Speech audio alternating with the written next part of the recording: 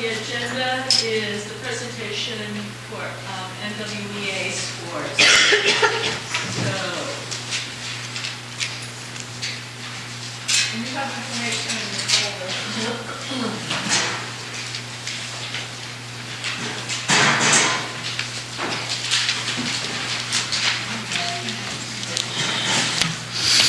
So knowing that some of you have been through this many times and others not so many, I'm just trying to give you really basic background about the test and then share with you our scores from this winter, 2018.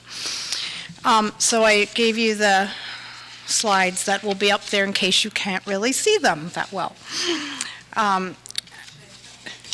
Yeah, could you? Oh, no, because of the, okay, all right. So the Northwest Evaluation Association is the source.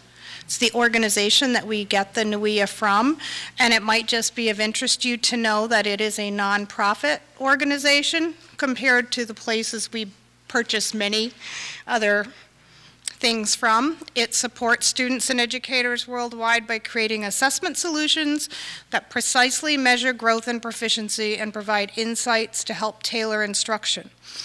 So we went back and looked up to see how long the NWEA has been in use in this district, and it was formally adopted by the board. Donna Wolfram found the minutes eventually. It was adopted by the Union 42 board in 2007. And I also found a record for this year's 9th graders of some scores in 2006. But it's possible that it was being used in some schools, but not all the schools yet then. Do you think that's probably the case? So there's quite a tradition of, of using this assessment, and it definitely was brought in by the board to try to have a consistent measure that would allow you to compare students' performance across schools. And right up front, I wanted to let you know some of the features of the assessment, and then also that there is a practice test site where you can go if you want to actually look at items later when you get home and play with this more. Okay, so the NWEA is an adaptive test, and at the time that it first came out, this was very innovative. There aren't very many standardized tests that are adaptive. That means that the test items that each student receives depends on how they did on the previous items. So the test is trying to find the student's instructional level at which they're getting about 50% of the items correct and 50% of the items incorrect. So if your child comes home and says, why did I have to answer this question about polynomials in 2nd grade? It means that your child apparently was quite successful in items above their current grade level placement. And that is not an option in a test that's only designed for 2nd graders. So it's one of the advantages of the NWEA, but it also means that 2 students sitting next to each other may be getting different items from the pool. It depends on how they're performing. Also, we have a K2 version, and that version, the items are picturable. There are many more pictures and symbols, not as many words, and the questions are read aloud to them. They wear headphones, right, Diane? And then there's a 2.5 version, and this will be significant when we look at our results in a few minutes. And then there's a 6+ version, although our representative told me that they adjust the item bank for 6-8 and 9-12. So I'm guessing that even though grades 6 through 8 students can access some students at the high school level, there probably aren't as many. There isn't as great a range as there would be if you were taking the test in 9 through 12. The grade 2 level transitions to a multiple choice format with more text, less visuals, and no read aloud. So this format has been challenging for our students and continues to be. However, we believe it's really important for our second graders to have some experience with independent test taking as they start state assessments in grade 3, and they are in a similar format online. We follow the NWEA guidelines, and we give the primary version to individual students who are not reading connected text yet. Some of the students who are in intensive literacy intervention or in special education, their team may recommend that they continue to take the primary level because that's their instructional level. But nevertheless, when we look at our scores in a few minutes, you'll see we have continually had a dip in scores at second grade level, and that's probably one reason why, because the students are adjusting to it. The NWEA also provides us some guideline as far as cut scores below which students might consider taking the primary instead, but they discourage you from changing versions during the second grade year. They think students should be doing the 2 through 5 version all year is their recommendation. What we got next? Okay, here's the practice test link. So anyone can go in there on the NWEA site, and there's all kinds of other interesting information on the site too if you want to learn more about the assessment, but there's the username and password you can use to get into it. So how do we use the results in our district? We use it to track student achievement from year to year, look for growth. We use it, I assume, one of the board's priorities in adopting it was to compare our students' achievement to other students throughout the country. And that's why the results that I'll share with you are based on national percentiles. So it shows how our students scored compared to other students throughout the country. You don't have that option with the state assessments. It's only normed within the state. We also use it widely as a universal screening. It's one of several measures that are considered, but when we're trying to identify which students might need some other additional special service or support. We use it for program or instructional planning, particularly in terms of analyzing the data by skill clusters and level.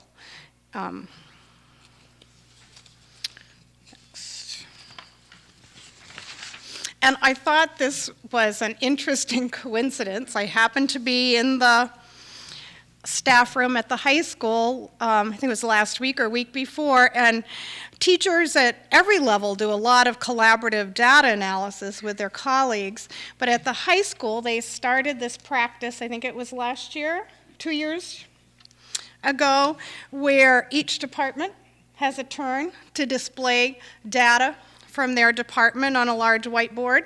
So it's right there in a prominent place, and I've heard some really interesting conversations. And they choose the data that they find most relevant for their department. Thanks, that's right. So it isn't always NWEA data, but it just happened this month that the English department had posted NWEA data. So I thought that was interesting. Apparently they found it useful in some ways.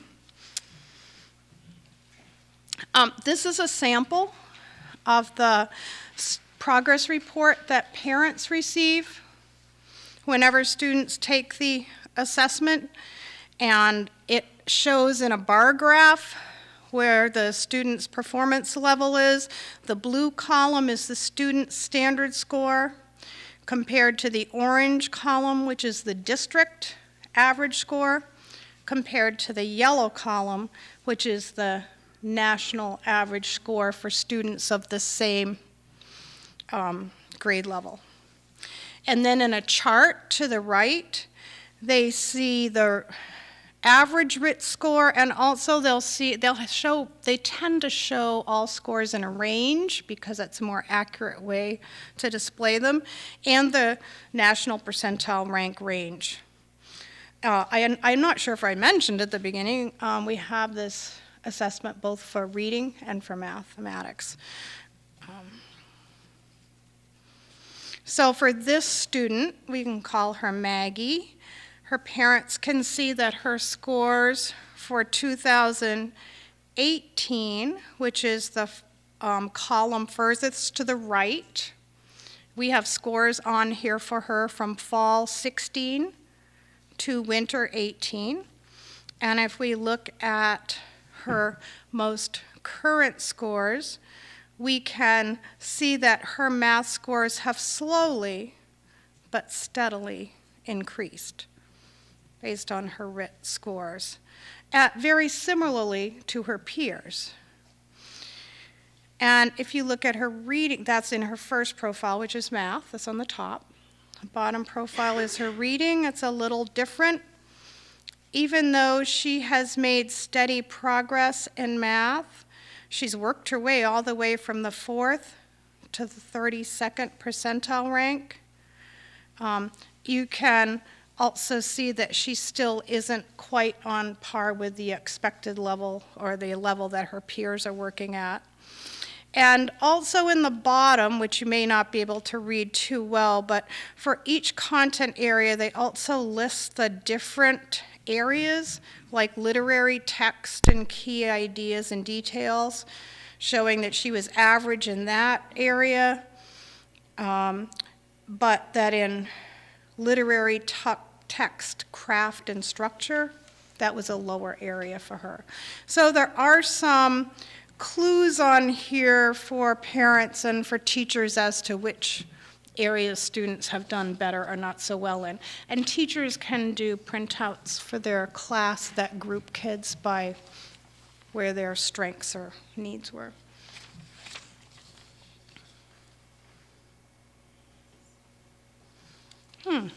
That's an interesting slide. That's not what I was expecting at the end. Well, the last piece is this chart, which you all have also in a chart like this. Yes, that's what I thought it would look like. Thank you. So this is every time I've shared NUIA results with you, I've tried different formats, and the board wanted something a little different. Let's see how we like this approach, because this is a new kind of report that we are able to get now that we couldn't before. If you look at grade 1, all the way across that row, you're looking at the same cohort, that is the same class of students in our district every year. So the first column shows you how many students in grade 1 currently were also assessed last year in kindergarten, and it shows you for that group of students what their current national percentile rank is. In reading, they're currently at the 73rd percentile, which means that on average they scored as high or higher than 73% of the students in the around the country, first graders who took the test. And then last year, when they were in kindergarten, that same group scored at the 62nd percentile. And the year before, in the winter, they didn't take it because they were only in pre-K. So if you go up through the grades, so maybe we'll jump all the way down to the bottom to 10th grade. This is all still reading. The 10th graders this year who took the NUIA in winter this year and in winter last year in grade 9 scored on average in the 94th percentile in reading this year. And last year in grade 9, they scored in the same percentile. So they've held their ground in terms of gains and learning, and they're really performing very well compared to other students in the country. When they were the kids who were in that class in 9th grade, who were also in it in 8th grade, were at the 90th percentile when they came into the high school. So for the first time, it's not a perfect system, but for the first time we have some way of looking, at the relative gains of our students and relative performance of our student year to year. And we are being consistent in that all students in the district at every grade level are taking the NUIA every winter. So winter to winter is what we're using for comparison score. They all do it at least twice a year, but because of state testing and other commitments, some grade levels do it in the fall and some do it in the spring as a second assessment, so parents can track their growth. On the last slide is a comparable chart for math. And so this shows the performance of our students. Again, if we look at the same group for first grade, the same 73 students, they were at the 69th percentile this winter.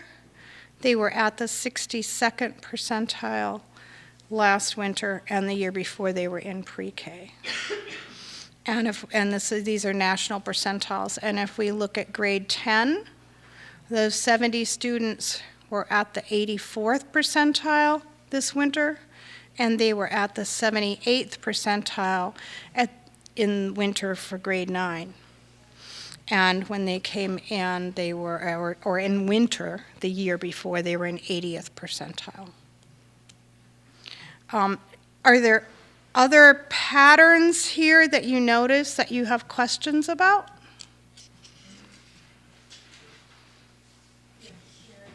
So the decline, Mm-hmm. the grade 3, 4, 5, and 6,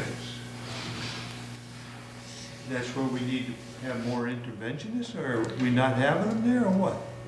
So let's look at grade 3. Great example. Grade 3 in math, well, actually, grade 3 is at 53rd. Let me look on reading, because grade 3 is at 75th percentile in reading this year, but last year in reading, they were at the 68th. So that's that. So they're third graders this year, so last year they were second graders, and that's that dip we were talking about. So when you track back a class, make sure you think about what grade they were in the year before. Yes? But I see a lot of low numbers for this year. In math and. In math. Yeah. Math is generally, Sean, did you want to Well, comment on that? So if I'm looking at this right, math, let's just take math second grade. If you look at percentile rank for same cohort winter 2017, it says 64 percentile. Then you go over to 2018, 39 percentile. Right. So it went backwards. Exactly, because, and this is the first year that group, that class, took it all in writing and had to read all the questions, and there were no questions read to them. So that's exactly what we're talking about, and you can see it in math, and you can see it probably in reading too. And let's skip down to fifth grade. Yep. Fifth grade was 66 to 44. And that cohort in fifth grade is exactly the kind of pattern that we've noticed too, and why, if you remember in some of the math intervention presentations that we did earlier in the year for you, we mentioned we're trying some different things in fifth grade, and that's one of the reasons. We're concerned about that group of students and their progress. So, and if you'd like more information, Gary, I know in the past sometimes you said, well, what about the students that, this is the average percentile for the whole class. What about those students who are still struggling?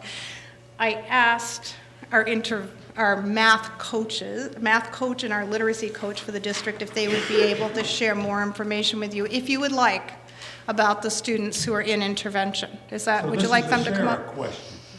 Yeah, and there she is. So do you want to have literacy first and then math, or do you want to start with math? No, let's start with math. Okay. I think you're doing fantastic. Come on up, Sarah. Gary, just remember how much fun we had this weekend. I know. Acting, and we were laughing. I remember. But this No. is what we talked about It is what we a talked long time ago. Yeah, and we talked about it this weekend a little bit. So this is now, according to Dr. Heron, this is reading that they're having trouble converting over into math? Well, that shift, no, I mean, that is a definite issue that we see pretty consistently when they go from the first grade test to the second grade test. There's a big dip, and I Right. think a big chunk of that is that they have to read the assessment. That's just the way it is. But you were asking about the third, fourth, and fifth chunk, which we also see a dip in. And Nancy was talking a little bit about, we have seen that dip, and we're trying to figure out what we can do differently. So we're trying a couple of different things this year in a couple of different places. One of the big things that we're trying is what we realize is, so we have these interventionists, and historically they have seen kids later in the day. So I have math class, right? And then later, when I'm not having math class, I get to go see the interventionist, and she works with me on particular skills, usually that are right before what's in my math class, or maybe it's what's in my math class, but I need to review it. But one of the questions we started asking was, well, what if the 60 minutes that student's in math class, it's not really accessible to him? Can you really make up in 20 minutes later in the day what wasn't really helping or enough of a help in the 60 minutes during math class? And when we started thinking about it like that, we really changed a lot about the way we were approaching interventions this year. And I talked a little bit about it at the first board meeting. I shared some of the ideas we were discussing and working on, which is teacher collaboration with the interventionists. So the interventionists are now going into math classes and working with the teachers in the math class, meeting weekly with them to plan their math lessons together. And I often join as much as I can, being a K-12 position, those meetings. So that's one of the differences, one of the things that we're trying in fifth grade, where we have weekly meetings with the GT teacher, the math interventionist, myself, and the grade level teachers, and we are planning math lessons together. So we're really trying to think more about what's going on later in the day with the 20 minutes to catch that kid up, and more about, yes, we're going to do that, but we also have to make sure that those 60 minutes are really amplified and making a difference for all those kids, and that kid that might be struggling isn't checked out for 60 minutes, and then later we try to make it up in 20. So that's sort of an example of one of the things we're trying that's different. However, it's different, and it's really hard. It's challenging to collaborate and to share your classroom, and so I give a lot of credit to the teachers that are trying that this year, because it's a big step. But I think we're hoping that might help make some of this difference. What happens when you get to third, fourth, and fifth grade, if you're already behind, is you're getting further and further and further behind. So some of the data that I looked up, because you've asked this in the past, is, okay, so all those students that are being seen those 20 minutes later, right, how are they doing, is what you've asked me in the past, and that's a really good question. So I just compiled it, and I can give you more detailed data later, but the gist of the data for grades 1 through 8, of those, I'm not including Manchester in this data because right now Manchester has an ed tech. If you remember, our math interventionist resigned because she got a job as an assistant principal, like right before school started, which made it difficult for us to fill that position. And so we've had an ed tech in that position, but an ed tech 3 can't have a caseload. So I can't, she has been supporting teachers and students this year, but I'm not including that. There's not really data there because she can't have an official caseload. So for the other schools, grades 1 through 8, we have 83 students, and we don't start seeing kindergarten till December. The interventionists check in with the teachers a lot in the fall, but we just want the kids to actually, they're 5 and 6, so we really want them to focus on just sitting still, and so they're not in this data. But there are 83 students that received additional math interventions outside of math class, grades 1 through 8. Of those 83%, 80% improved their RIT score, so they made progress. 53% improved their percentile. So what would be the best way to explain the difference in that, Nancy? That made more than other kids in their grade, but that doesn't mean they were at the average of their grade. It So they're not in the 50th percentile, but they grew enough. NUIA gives you every time you get a report, so my kids get reports, and let's say my kid, their projected growth is 10 points. So NUIA says, based on how this kid is going, if everything's going well, the hope is that next year when they take this assessment, their score will go up 10 points. However, many kids go up 8 points, 5 points. So in order to increase your percentile, go from, let's say, the 13th percentile to the 15th percentile, you have to make a certain amount of growth. So basically, 80% of the kids grew, 53% of them grew enough to increase the percentile. And that kind of gets at what I was talking about earlier with you're trying to make up time. So you're already behind and you have to make up what you're behind in while still continuing to move forward with what you're learning in your math class, which is just a lot to try to do. So we're very aware of these kids. I think the most important question you could ask is, well, what do you do with those 20% that didn't make growth, or the difference between the 53%, the ones that didn't meet their projected growth? And what we do this is one assessment, and it's an up here assessment. So the first thing we do is look at their common assessment, which is like their math units.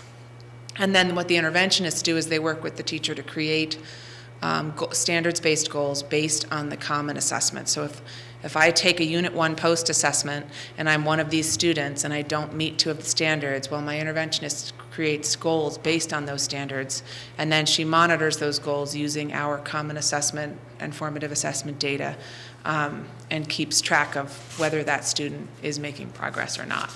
Now, does that progress always show up on the NUIA? We hope so, but it's an assessment, it's a screener, so it's up here. So just please know that those students, that's the beginning of the process when we see that they have not made their projected growth rate, or that they're not at where they need to be. So have we gone after another interventionist to replace it? We have a lot. What happened this year that was, I think, really helpful, and I'm super excited about moving forward, is we finally have a full-time interventionist at Mount Vernon, which was a school with a high population of struggling students who up until this year only had a sometimes less than half-time interventionist. So that was like really trying to catch up. I mean, moving 3 steps backwards and 1 step forward. So that position has been huge, and I think that we will hopefully see a lot there, because we now have one person working with those students all the time. So we now have, other than Wayne, I think, a full-time math interventionist in every building. It's taken us a long, that's just new this year. So even though we've been progressively adding this support, we finally, I think, have a lot of support in every building where it needs to be. And we also, however, it's hard. Like, we had this amazing interventionist in Manchester, and kudos to her, she found a vice principal job. But it was like, oh my gosh, now we have to build that up again, find the right person and get the collaboration happening. And So do we have the right person in Manchester? I mean, we have a wonderful ed tech who's doing a wonderful job. We really do need a teaching certified person there, and I know I think it's already been reposted. We're hoping and looking, and so I think we'll find that person. But so I guess my point is we do have a lot in place and we are making progress, but there's always so many variables, and every time we move forward, we move sometimes backwards. But hopefully we'll get all our ducks in a row and have the right person in every building to continue the work.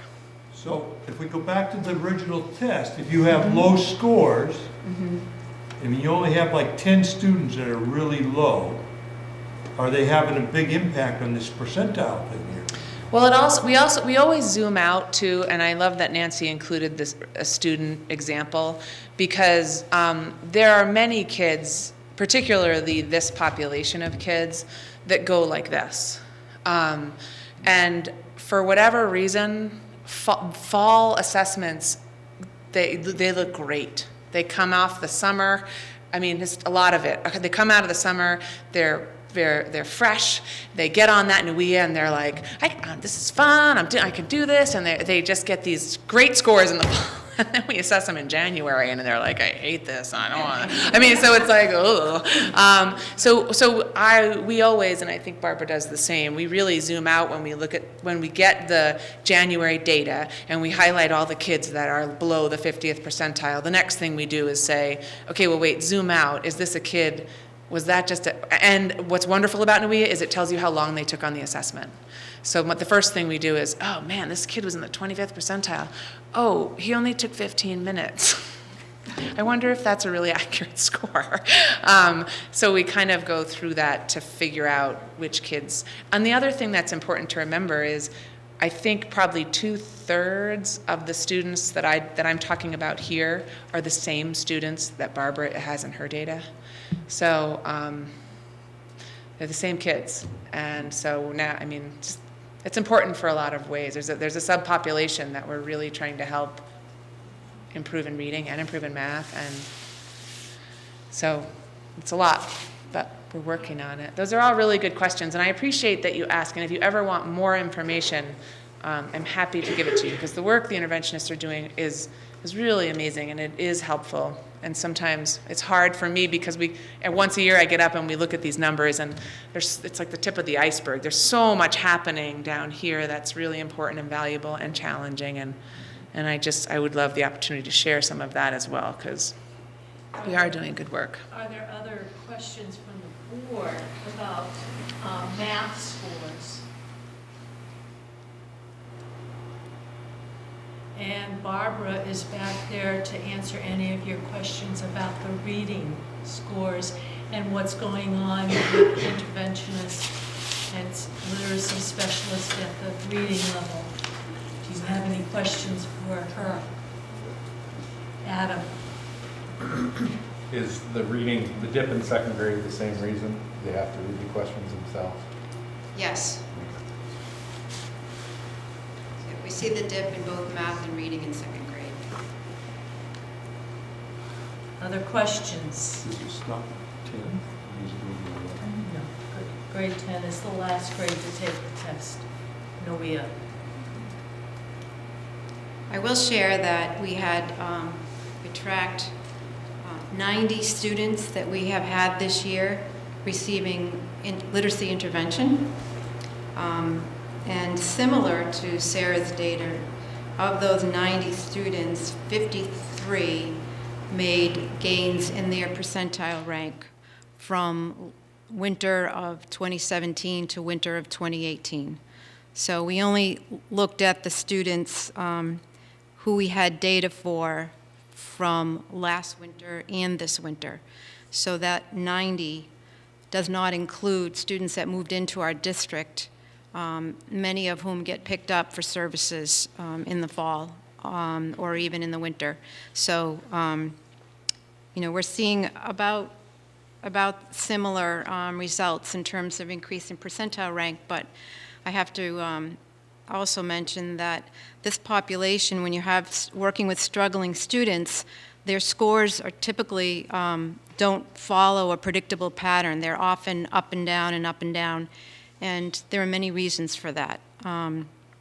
We could go into students' attention spans for one thing, their stamina for being able to sit and attend to a screen for this level of work for a certain amount of time. We have some students whose absentee rate is pretty high, so they could be getting interventions when they're at school, but they may not have maxed out the benefit of that intervention. Sometimes we try interventions and it's not the right intervention for students, so we have to kind of take a look at that. We do that every 6 weeks or so and see how is this working. If it's not working, then we kind of tweak the program for students. When you're working with human beings, there's so many variables. It's not easy to find the answers about why a student might be doing well or not well. So we have to look at multiple data sources. So we also use the developmental reading assessment. where the child has to sit down and actually read with the teacher, and we do what's called a record of oral reading.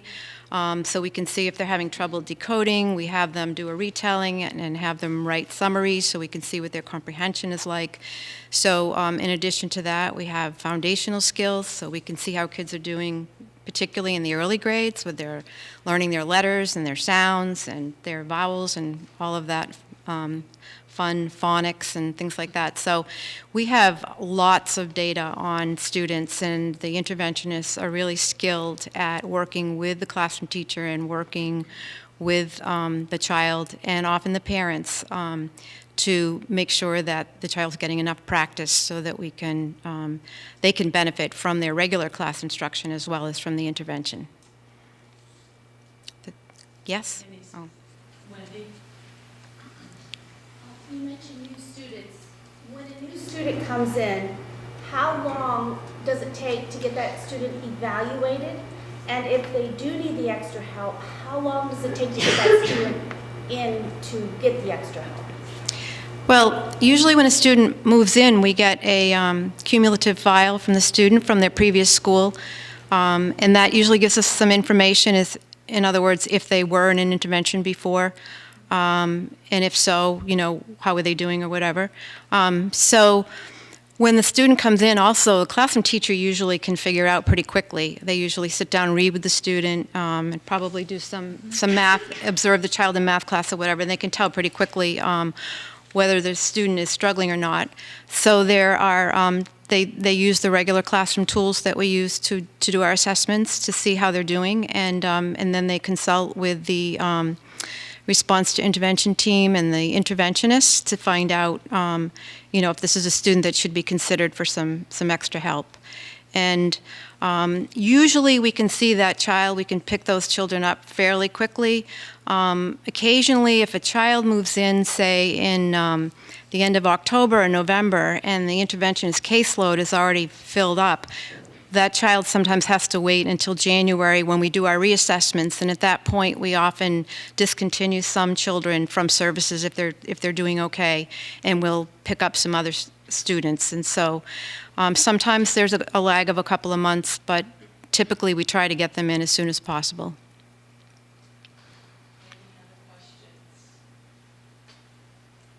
I just want to say, because I think this is important, like, for example, there's a student who's in this cohort of data that was dismissed from interventions in December because he was meeting all his grade level standards, met the unit assessments.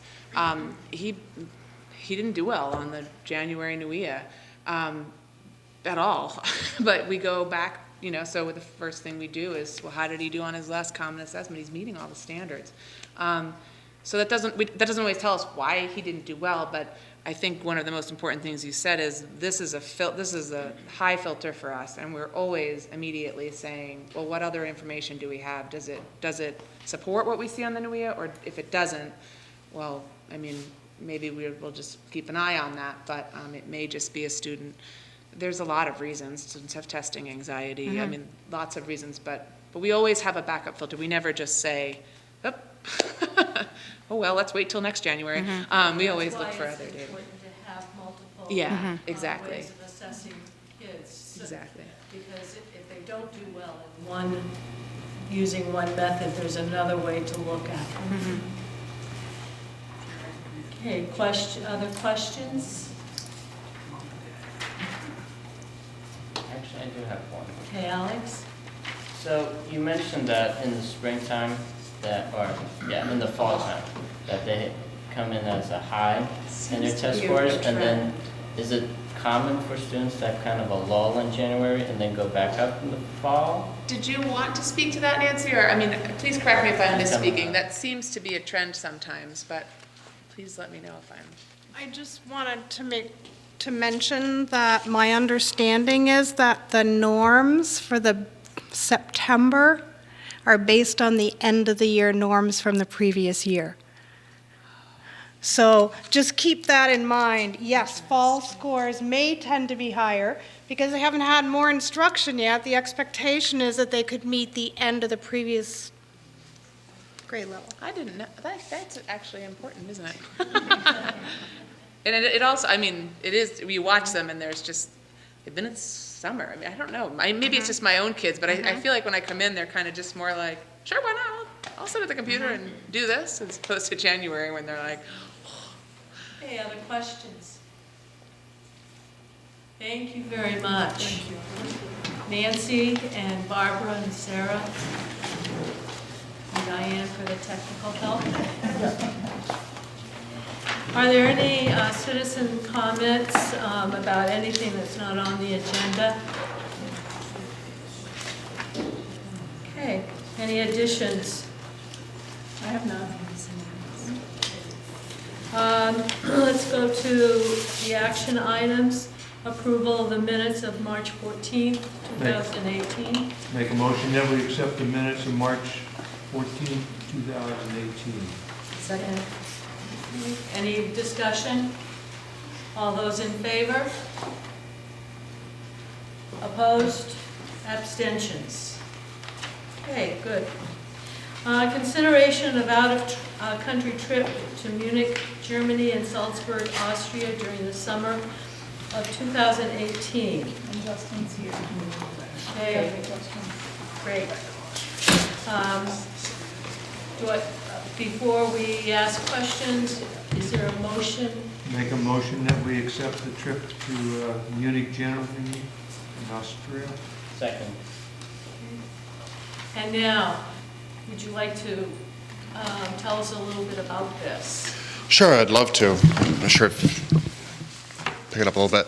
So basically, the German-American Partnership Program here at Maranacook has been very healthy here in the last couple of years. Also with our new partner school. Our partner school has been very popular with the students, and both their school and our school has seen an increase of about 66% in qualified candidates or interested candidates for the German-American Partnership Program, where essentially I'm running into a perfect scenario problem where I have too many extremely qualified students that want to go to Europe. And some people, it's going to Europe, it's a vacation. For me, it's my science lab. And it's very important that a student after 4 years or sometime in their 4 years gets to enter the science lab. And that for me is purchasing train tickets, ordering at restaurants, talking to strangers, that stuff. So I am proposing adding a second trip. This would not be the full breadth of the German-American Partnership Program, but I'll put it under its wing per se for budgetary issues so Bridget doesn't get mad at me. But what I want to do is offer the students the opportunity to experience the same travel opportunities that the other students get to experience, so everyone can have a kind of shared experience. I understand this trip, the one that I'm proposing in August, is very short notice, but hopefully it's a proof of concept that something like this, a second trip, could be a more sustainable option in the future, even if it needs to change left or right or change it a little bit. This is very much a proof of concept, and I already have interest in something like this. Do you have any questions? So this $2,500 is going to be paid by the student? That's correct, sir. Any other questions? Alex? I just want to thank you, Justin, for taking part of your summer to spend with our students and continue their journey of education and bring them over to Germany, which is awesome. I appreciate so I just it. want to thank you. Thank you very much. I appreciate that. So students who didn't have the opportunity to do the other would get first priority? Absolutely. No student that's going on the German-American Partnership Program will be afforded this opportunity. This opportunity is going to be front-loaded for students that, because the German-American Partnership Program runs every other year, those students would be front-loaded to make sure that their opportunity is not missed. Great. No, thank you for doing this. This is great. Thank you.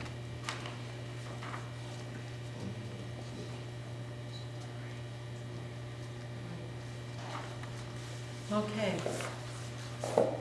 Any other questions? Let's vote.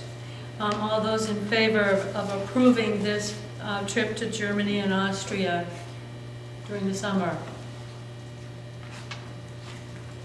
Looks like it's unanimous. Thank you very much. Thank you. Thank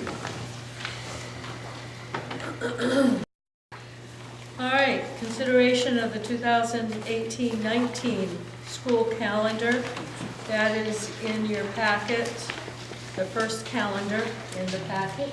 So just as a reminder, all of the sending schools to CATSI have to get together, and we have to come up with a calendar that has no more than 5 dissimilar days amongst all of those districts. So that work has been done and is represented in this calendar. So it's a lot of work to do that.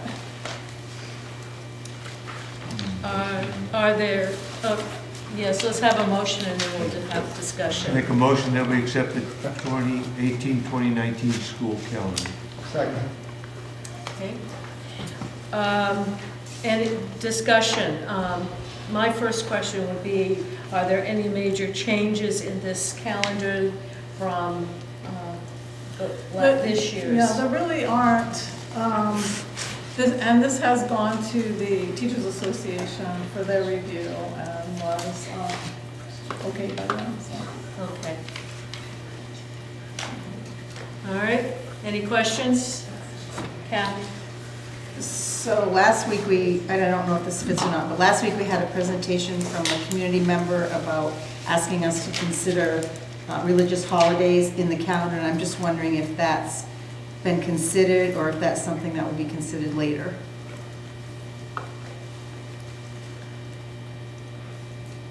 That would be a board decision about whether to include those holidays.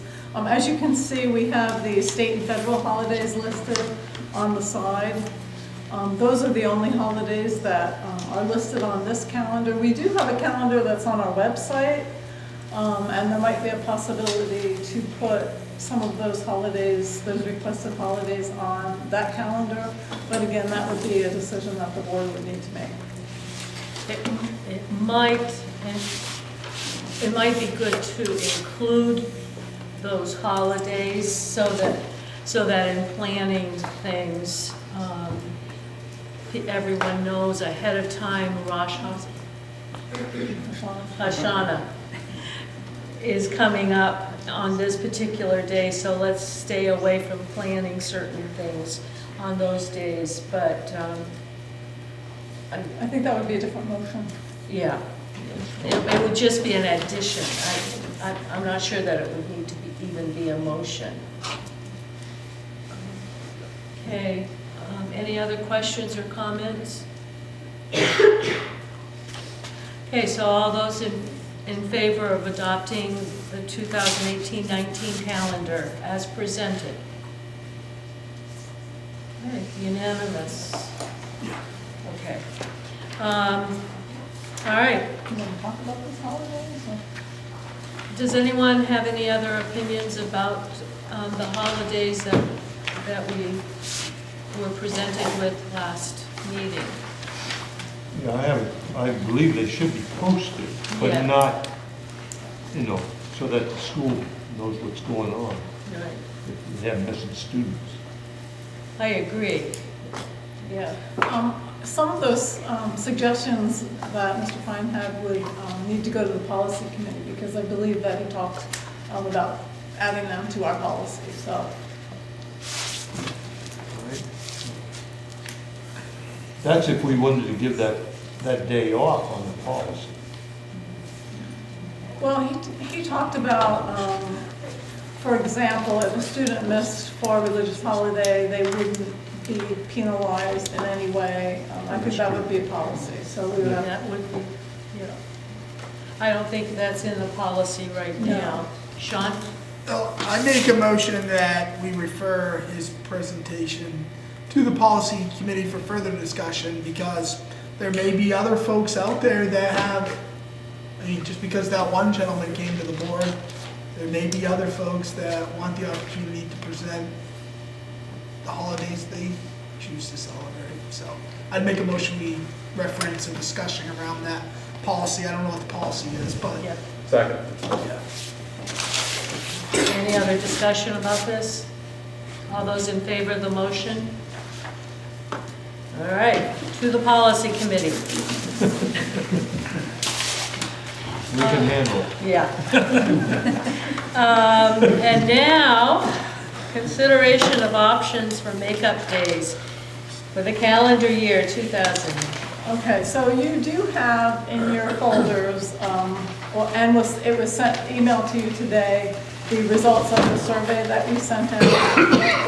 I just have some information for you to consider as you're thinking about this. And this is from chapter 125. The average day is 5 hours. It's considered to be 5 hours. The minimum day is considered to be 3 hours. But the total amount of instructional time within a 2-week period must be an average of 5 hours per day. Depending on the placement of the makeup days and/or hours, we could use the minimum of 12 hours for the 4 days, or you could determine that we would need to go full days and add them onto the school year, or to consider the 5-hour option. In your folders, you also have a letter from Emily Roderick stating her concerns, and I received that today. I talked at the last meeting about the possibility of requesting a waiver, and I did some research into that, and regulations state, I quote, "The commissioner may waive the minimum school year requirements upon submission of a written request. Waivers may be granted only after school officials have exhausted all reasonable avenues for making up lost school days, only in extraordinary circumstances. The application shall also include documentation of all efforts to reschedule classes to meet legal requirements and reasons why rescheduling is not possible or practicable." So we have not really made efforts to reschedule. So I think at this point, probably we would not be granted a waiver. So we need to make up 4 days.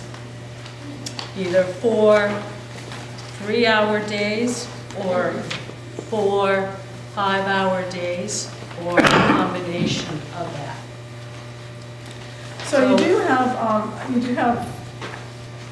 the calendar, the 2017-18 calendar is in your packet, and does everybody have that?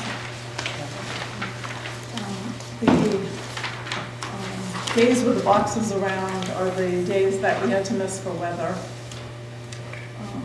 Just so you can see that, the June 18th day is the previously scheduled last day of school. Typically, that is considered to be a half day. So adding on to that would be, if we had made that into a full day, it would be probably an extra 3 hours. So just for your information on that. So you're saying adding to the June, sorry. Yes, Sean? Okay, so you're saying adding to the June 18th day an extra, would give us an extra 3 hours? Because my understanding from reading the chapter 125, you cannot add, if you already have a scheduled half day, you cannot add hours to that half day to make up hours. And I actually have the advice from the Department of Education, and it's actually in their advice that you can't do that. But you can turn that into a full day. But it can't, no, if you already have a half day of school scheduled, you turn that into a full day to count for extra hours. Right, but I was just saying we could make that a full day. Right, but it doesn't count as that's what I'm saying. It doesn't count as extra. It doesn't add anything to it. It doesn't add anything to it, according to the Department of Education. Right, I can tell you that some schools are doing that. Right. Yes, technically you are right about that. Okay. You can only add an hour to a already scheduled day. Right.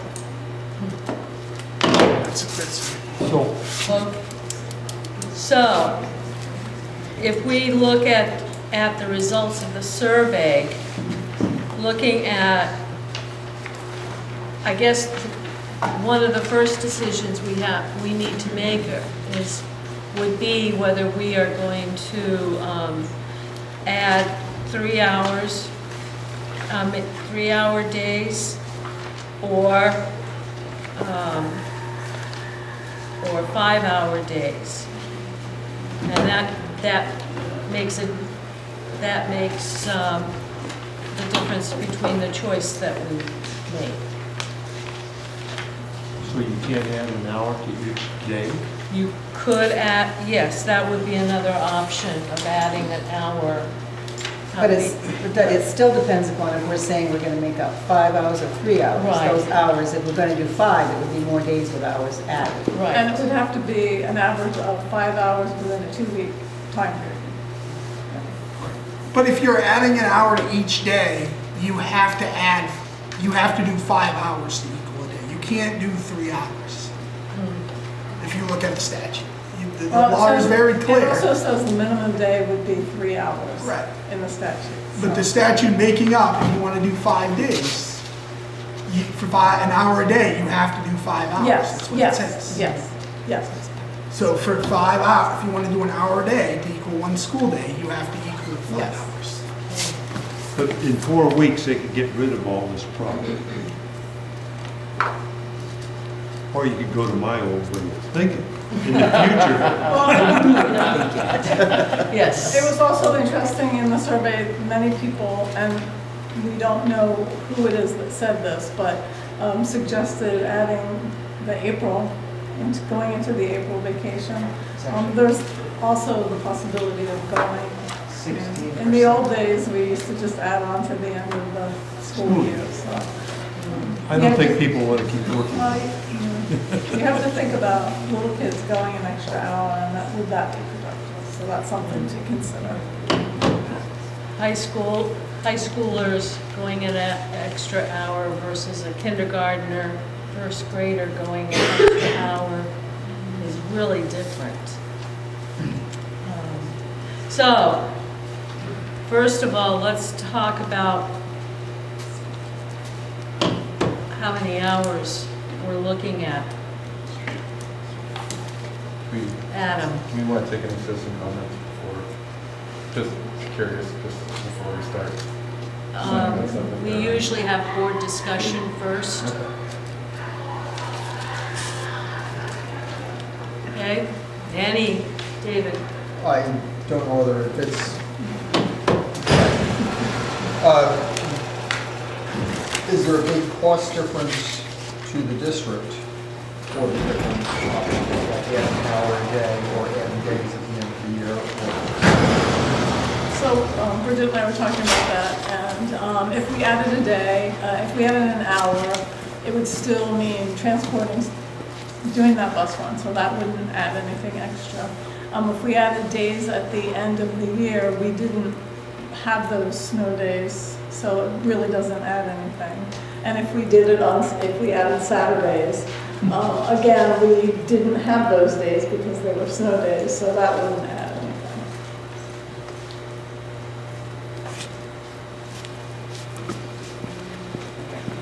What is the will of the board? Yes, Are Adam? we done with April 13th? I mean, what can we do for April 13th? That was the threat day that the high school and middle school will be here, right? For half a day, but all the other schools won't be here. So is there, I just don't know if there's anything to play with that day. In order to count that day as a school day, already we have to have at least 50% of our population, so that is counting that day. And the elementary students already went that day because they didn't stay home that day. So that's kind of a wash at this point. We can't really look at that data to make things even. We've had this discussion in the past about making up days, and much of the discussion has been around when we make up days, we make up a full day of school. Is that the will of the board at this point?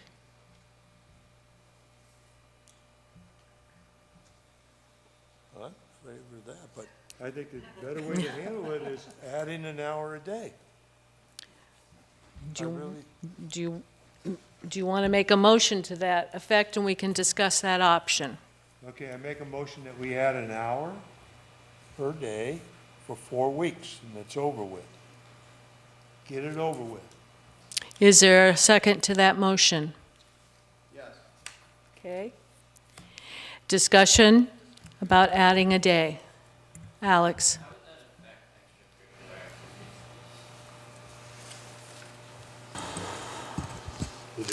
I'm assuming that if students had a game, they would probably be dismissed early to go to the game, which is, sometimes that happens now if the game is far away. Our games start, Not at 3:30. so if it was a home game, it would probably be fine. Practices, it might impact, and now that the days are longer,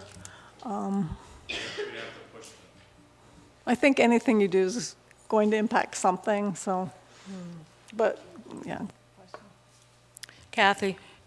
I know there are a couple of other districts that have already started adding an hour to the day, and I know that it is very grueling, especially on the younger kids. And I'm really concerned about the second, first graders, and by 2:30 they're done anyway. So if we add another hour, I'm wondering how productive it's going to be. And I'm also going back to, do we want 3 or 5 hours? I'm wondering what is going to be happening during this time, whenever it is. I mean, if we add an hour to the day, what's that going to look like? Is it going to be just an hour where kids are just sitting in a study hall? Are we going to add minutes to each period? I'm just having a hard time deciding between 5 and 3 until I know a little bit more detail of what it's going to actually look like. Are we just looking for seat time? Because I agree with Gary. At some point, somebody, probably the state, has got to decide that seat time isn't really learning time. So there's got to be a better way. But for now, we don't have a choice. But I'm not sure that I would support an hour a day if it just meant a study hall or a recess for the younger kids. Are there any, Dwayne, Rick, Janet, Jeff? So at the high school, we would just. So at the high school, we have blocks, and we would just add time to each block. So a period would just be longer, and it would equal out to an hour at the end of the day. We wouldn't put in a recess or anything like that. Rick?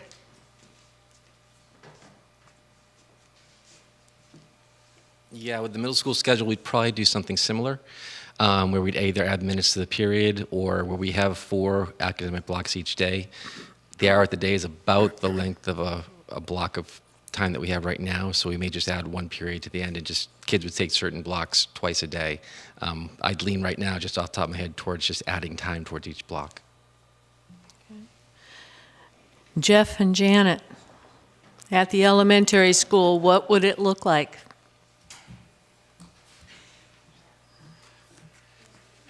We would probably follow the same suit by adding a little extra time on to each of our content area blocks. But once again, it gets back to what Kathy was saying. For the younger kids, even for adding that, they're tired at the end of the day. So we might even take a nap too. So. Okay. Other discussion about adding an hour to the day? Just so I understand the motion on the floor, the motion is 4 weeks, 5 days per week, 1 hour added each day. Yes. Is there not an option, and maybe I would need to vote against the pending motion first before discussing this, but is there not an option to do sort of a hybrid version of that where we take? That would be another motion. I am concerned about elementary students adding another hour to the day. I know what my grandchildren are like at the end of the day, especially the littlest one. So should there be the high school and the middle school operate one way and then? That would add to the busing. So, any other discussion before we vote on this motion? All those in favor of adding a day An hour each day for 20 days to make up the time. All those in favor? Opposed? What's that? Do I have another motion? Sean?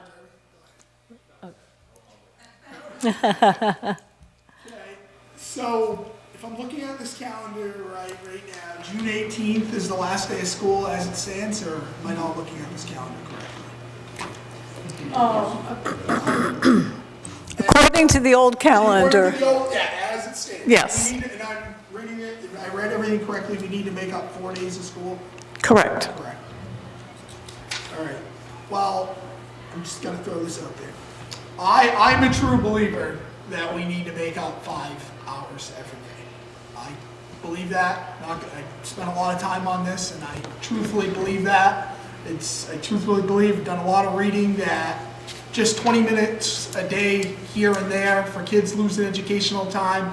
I've read some studies recently that having your kid get 20 extra minutes a day in math or reading goes a long way.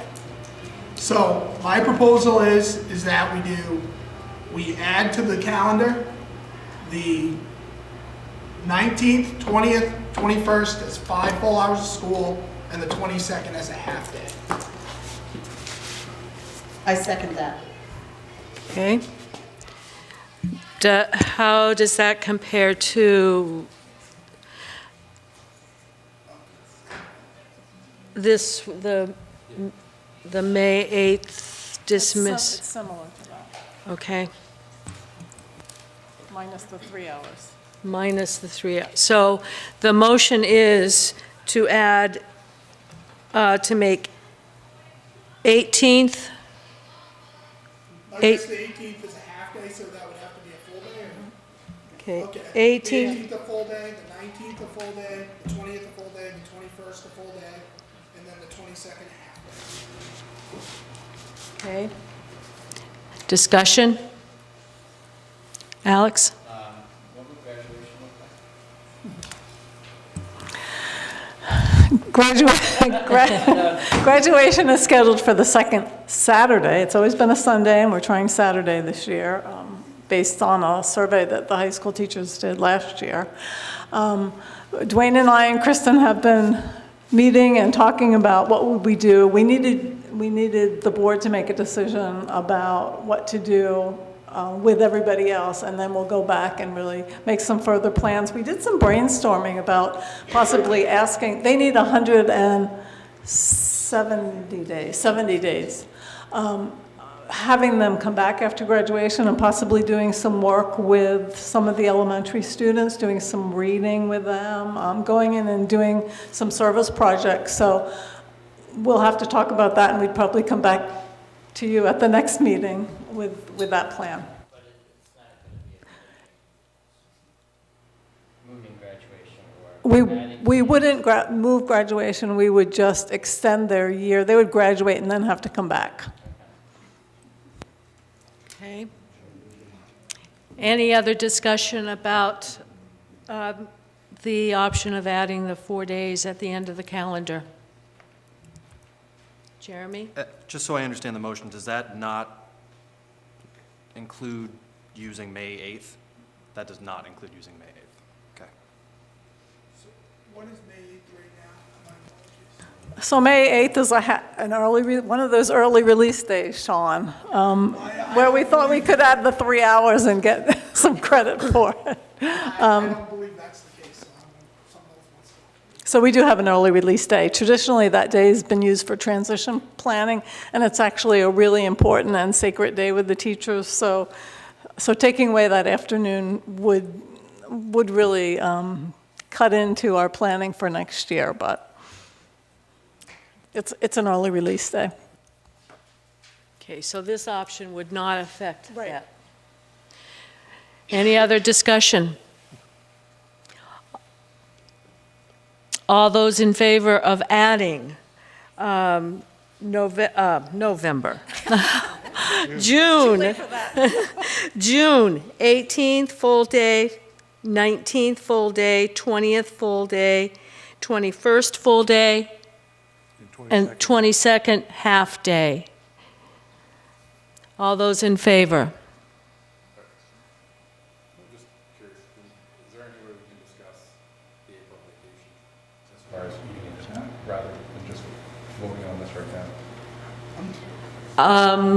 We would need, I'd like to hear from, it'd be cool to hear from staff what their, if, what means more to them, April vacation or going till June 22nd. I mean, they're already gonna be, what's their end of day look like? If we go to the 22nd, how many more days does staff have anyways? They have a comp day, a flex time day, but most of them have already spent those hours in professional development anyway, so I really shouldn't impact them. So they'd be there relatively around that time. The flex. if you want to discuss the April vacation, vote against this motion, and then we'll. I'm just curious about what are the drawbacks to that. Okay. As far as staff is concerned. Okay. Just because I know either way we vote on this, we're gonna get parents hollering at us about you went longer than the 18th, and you didn't look at April vacation, so I just. Okay. April vacation. So principals, principals or any staff members that are in the audience, what do you feel would be the impact of adding, taking away April vacation? Janet?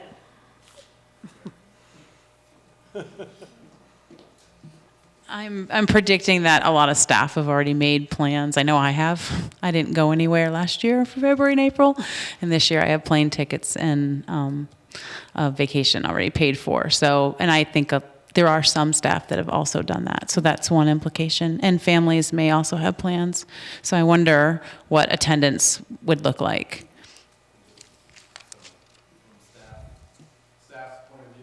I know, I really don't want to speak for staff, but I... Is there anyone here that can speak? There's no staff representation? No? Okay. Party on. I have heard that people have planned vacations, but I don't know what the percentage would be, so. Jeremy? Yeah, so I think I generally agree with Sean. I echo his thoughts on class time. I think that's important. I'd like to make it up. I will say I am concerned about June. I've got 3 elementary school students. I know that when they come home, when we're talking in June, it's just a matter of how many recesses did they have that day, as opposed to how many hours are they actually sitting in and doing their daily 5 and all that kind of stuff. I don't actually have some sort of proposed resolution to this, but I just sort of feel like, that last week especially, everybody's just anxious for summer to start. And so I'm concerned that we might be just placing the kids in their classrooms for the purpose of placing them in the classrooms as opposed to actually learning, because kids, students, staff are all ready for it to end. So I guess I'm just concerned. I don't know how much learning time we're going to gain by having them stay, whatever it is, January 18th, 19th, 20th, 21st, and then a half day on the 22nd. Again, I don't have a solution. That's just a concern I have, is I don't know how much high-quality teaching and learning we're going to get by that time. Frequently, the last week of school is field day and trips, and I don't know this, but what I would guess is that would just be moved back one more week, so there would be that one, what would have normally been the last week of school will probably be a complete, everybody, continue with what you're doing, and then that would move that last week of field day and trips and events, special events, to that last week. So I'm guessing that's what would happen. Can I just say, Jeremy, I I am so impressed that you just said, my kids come home. Sarah, can you talk into the mic, please? Can I just say how impressed I am that Jeremy talked about his kids coming home and they really need their daily 5. The fact that you even know that that's a core part of our literacy curriculum is like, I have to come up here and say this out loud. That's awesome. I am so excited right now. And I'm not even the literacy coach. Okay, any other questions, concerns, comments? We don't have air-conditioned buildings. So the longer you go into the summer, you're going to cook the kids. But I understand making up time. And some Junes are cool, and some Junes are hot. So you take a guess as to what it's going to be like. Caleb? If we take all of our days right now and put them at the end of the year, what happens if we have more? Are we gonna? We're not going to. This is Maine. It can happen. But are we gonna go to school till July? That's like. So, I guess what I'm saying is like we're gonna hope that nothing happens for the rest of the school year that we have to close school for, and leave it all towards the end of it, versus if we can get some of it out of the way now, it may have less of an impact on the end. I think that if there are any more snow days or no school days, we would have to revisit. Okay, so this isn't like permanent, we can change it again if. Yeah. Good, great. Yeah. We would have to. Yeah. Okay. Any other comments, questions, concerns? I know Sean doesn't like this option, but the May 8th, making the half days into full days, what would be the repercussions if the state doesn't allow us to use it? Allow us to do the half days into full days? To my knowledge, nobody's ever checked on any of this, but we have to be honest about it, and do what's best. We have to do what's best for the kids. Wendy? Well, the date too, what was it, May 18th? Our kids will be engaged in a school day, and we're not going to be adding anything on. It's going to be business as usual, isn't it? If we... May 18th? What was the date? May 8th. Oh, May 8th. May 8th. That would be a business as usual day, correct? No added hours or anything like that, if we added that half day in. But it would only be 3 hours, is that correct? Instead of 5. So it would add hours. Some districts are counting hours at this point. Technically, you can add an hour to a day, and you're not supposed to add more than 1 hour per day, even if it's a short day. But we would make it a full day. We could. We could, but by law, it wouldn't work. It would not pass count. muster. Okay, thank you. Any other questions, comments? Alex? Could you give one example of what another school is doing? I just heard that Augusta added, well, I think you gave that example. I have heard that another district is adding to their early release days 3 hours and counting the hours. So I have heard that that's happening, but. Lewiston is adding an hour. Yes. I would have a concern about taking that May 8th time away from the staff, that they need that day to do the work that they need to do to plan for next year. So I think that's really important, and I would wonder when they would have a chance to make that up, because that's an important time for them. We also have the April early release, but we do have the state police coming to do an active shooter training for all the staff, and I would rather not look at putting that off. I think that's really important for the safety of our students. Sean? Well, it does say if I have an emergency See, Sean? all weather related and applies only to part of the school in my district, may I apply for a waiver just for that population of students? So I guess I'm wondering if for that high school, was it a threat if we could apply for a waiver for those students? If you read on, it says if there's, I have it in here somewhere, if it's a threat situation, that it will not apply for a waiver, so. Wait, I'll find it. Adam? Yeah, I'm more in favor of just making April 13th, April 5th, and May 8th full days for students. And I understand that it does put the staff in a bind a little bit with some of those things, but we're adding days to the calendar in June is, I think you're going to upset the community a lot more than just leaving these days as half days or early release days. So I would say April 5th, April 13th, and May 8th, just making those all full days. Although on the survey, the question 3, based on a 5-hour instructional day, option 3, May 8th is a full day June 18th, full day June 19th, full day June 20th, half a day June 21st, which is almost the same as what we're proposing. That received the highest percentage of votes on the survey.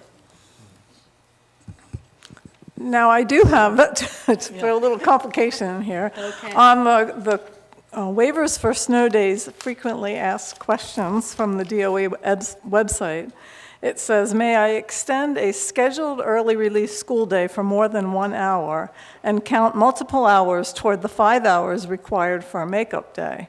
And the answer is yes, in 1 hour increments only, provided that in any 2-week period, the average school day is at 5 hours before at least 5 hours before the extended hours are added. It's clear as mud.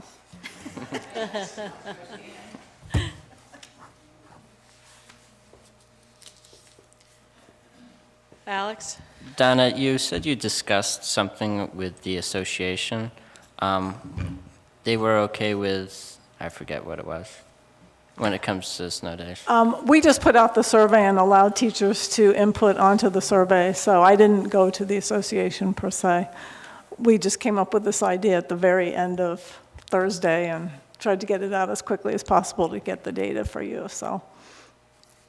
But all the teachers had an opportunity to input.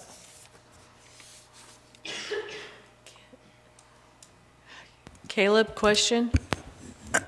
I agree with what Adam said earlier about going to school later in June. I do recall being in those schools when I was younger, towards the end of June, and it was not cool by any means, temperature-wise. So I'm just thinking of, what? You say it in just a second.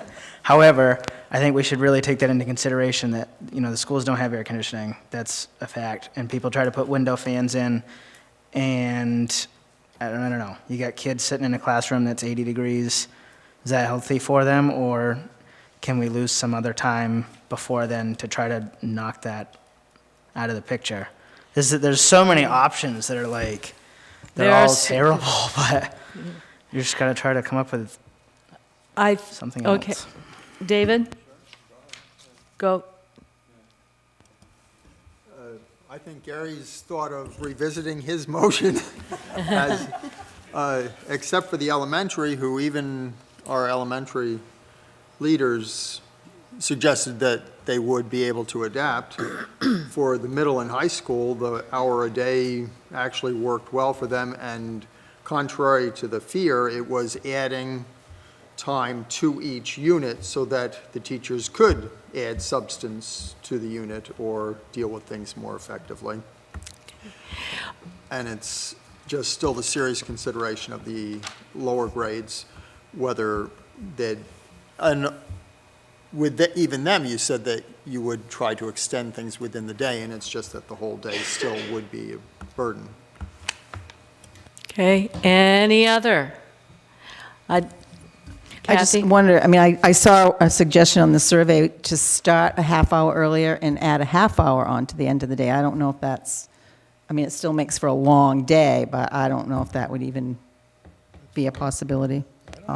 It kind of gets to the sports thing, but it doesn't help the young kids that are tired.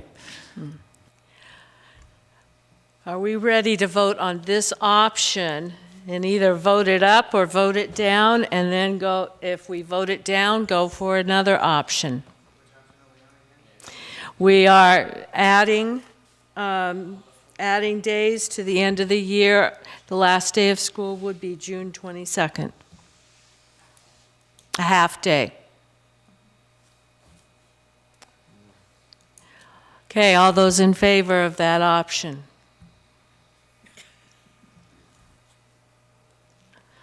Opposed? Abstentions? Okay. All right. Is there another motion?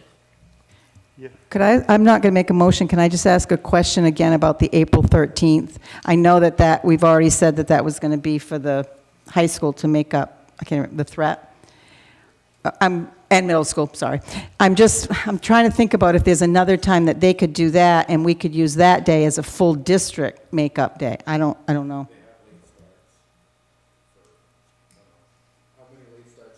We'll have. There's like 3 a month. Yeah, so you could take away the late starts, that would fix the high school. The middle school's the problem, though. Middle school doesn't have late starts. So it's the high school and middle school. Yep. Sean? High school and middle school are the ones that have to make up for the threat. Okay. They have to make it up because the elementary schools went to school that day, but they don't make up 50% of the population. So we have to get 50% of the population. And when you look at the teacher contract, the number of days they have to work, so we've already had the elementary teachers working, but the middle and high school teachers haven't worked. So we need to even that out. And technically, our day that's counting for one of those days is that April 13th day. Technically, the day the elementary schools went doesn't count because they don't make up 50% of our population. I make a motion that we start 1/2 hour early and 1/2 hour at the end of the day. Is there a second?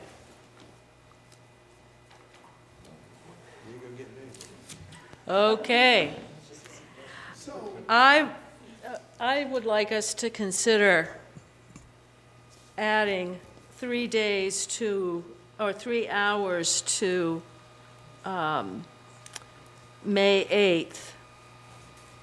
Make the 18th a full day, 19th a full day, 20th a full day, and the 21st would be a half day. I know that's not a whole lot different, but it's 1 day earlier to get out than what we had discussed earlier.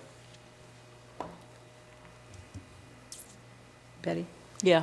So I'm going to go back to the May 8th and what the staff had planned for that day. When would that work get done?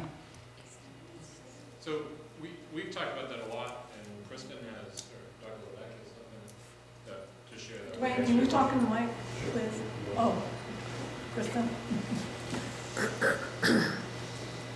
So we talked about that with the middle school and the high school because we do our advisor give get that day. So we talk about what to expect as an advisor the following year. And we talked about if it did become a full day, that we would do it for the high school. We'd either do it during a late start or during staff meetings to make up that time so they could still do the give get. And then we would also incorporate it into the advisor training day in August. So. Oh, and then the benefit of doing it during the advisor training day is that any new staff that weren't here in May will still get that training that they wouldn't have had otherwise. So how does that affect the elementary schools?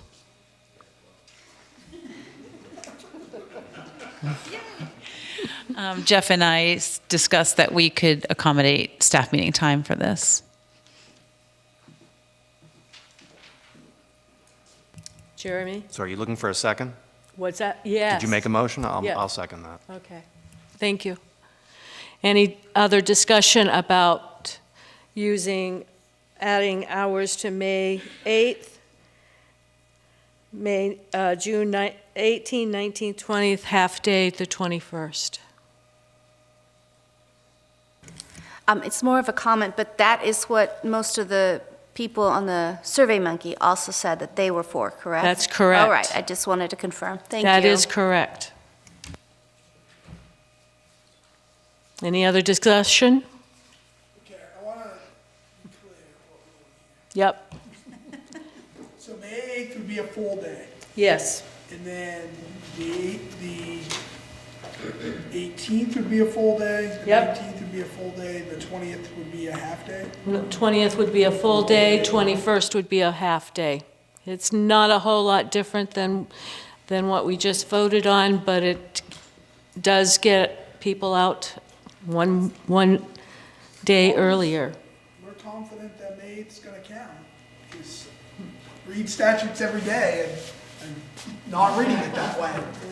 But it sounded like the clarification that Donna just read.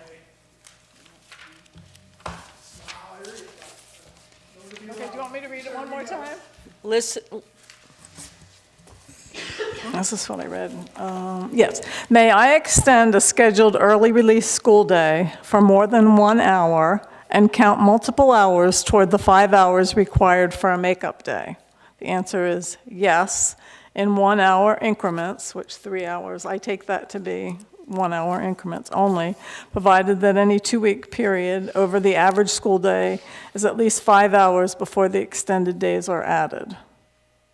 and we have Which would 5-hour be? days on all of those days prior to that.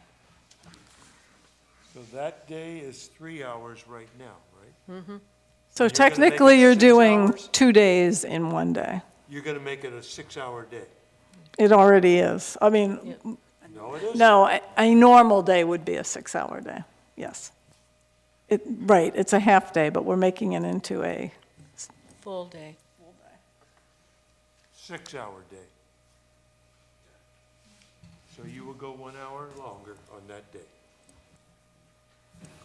no, our days are already that long.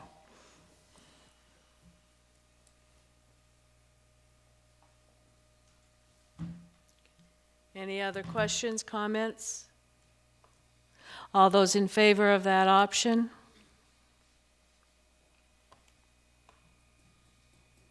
Opposed? Abstentions? I believe it passes. Okay. And when Donna sent me the draft of this agenda, I said, whoa, this meeting's going to go fast. Oh, look how short the agenda is compared to last week's. All right, we are now into budget workshop with updates.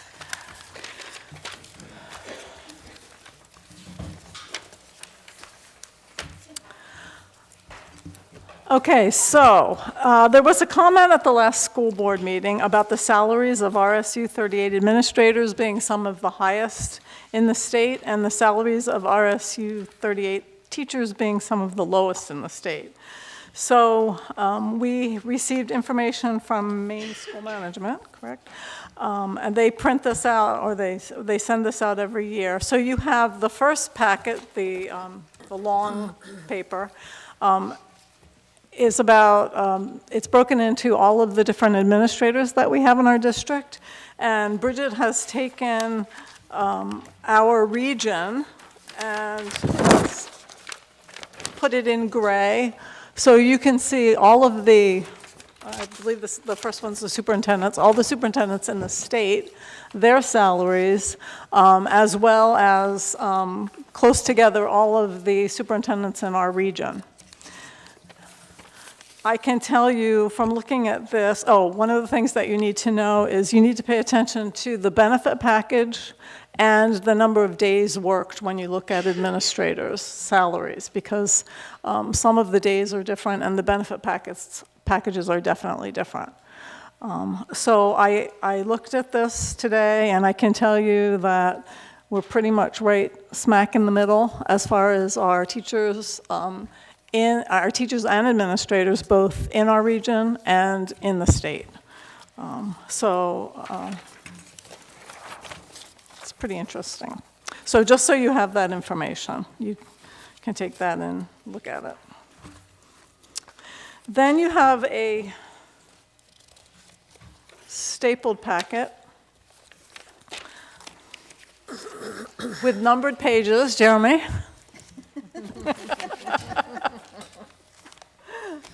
We still haven't received any information about our health, the increase in health benefits, but we did receive word that the highest increase in the state would be 9%. So thinking about our past history, our past ratings, we felt that a reduction in the budget to an anticipated increase of 7% would be appropriate at this time. We're hoping that it's lower, but right now we've worked it up to be a 7% increase. So version 2 of the expenditure budget, which is page 1 of 7, version 2 general fund school summary budget reflects this reduction. And you'll see that the version 2 budget represents a decrease of $56,801. That's the decrease going from 10%, an anticipated 10% insurance increase, down to 7%. And that's a 0.33% decrease from version 1. So in version 2, the increase over the FY18 budget is $903,631. Then you have a green revenue sheet, which is page 2. The version 2 draft preliminary ED 279, and this is our anticipated revenue. And we increased the anticipated tuition to $550,000, and that's really based on we received more tuition this year. The state raised the tuition rate, and we had more students this year, so that's based on really our projections based on this year. And also you notice in bold that the balance forward is $600,000. At the other version was $500,000.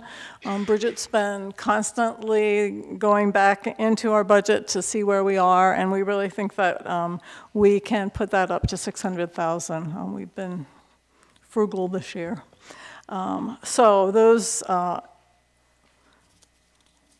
increases in revenues are reflected on that page. And then if you go to the back of that, page 3 of 7, you'll see those changes reflected in the local dollar calculations version 2 sheet. And if you go down to the towns, you'll see that the increase is now for Manchester 5.40%, for Mount Vernon 4.92%. This is over last year, 2.73% for Reedfield, and 3.58% for Wayne. I didn't read Mount Vernon. 4.22%. Oh, sorry, 4.92% for Mount Vernon, right?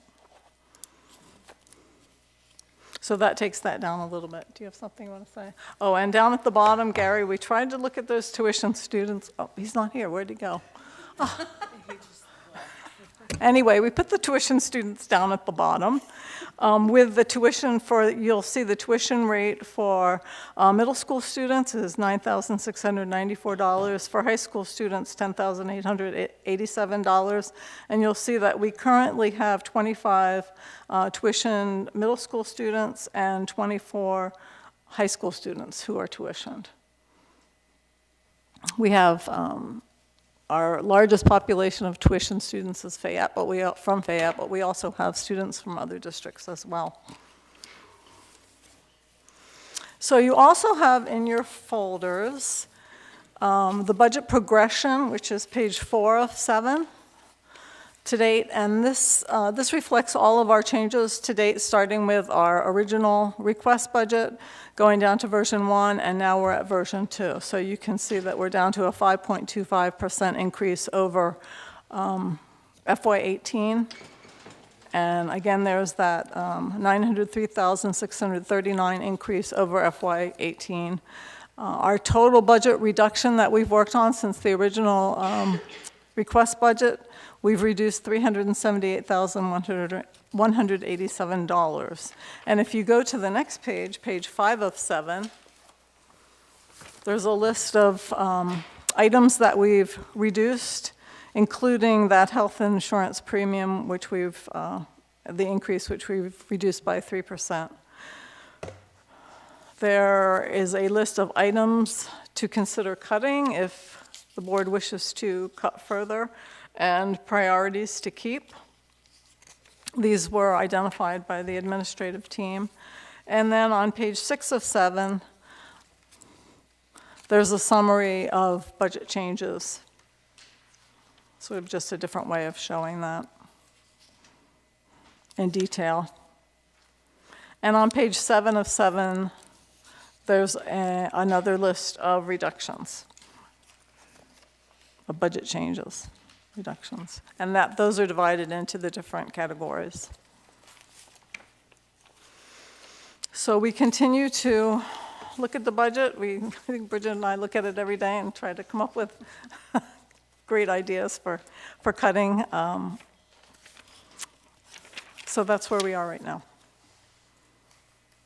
And you do have, somebody pointed out, I think Alex or Caleb pointed out, that you do have an email from Oak Point Architects in your folder as well, and we're expecting a report from the draft report from them tomorrow.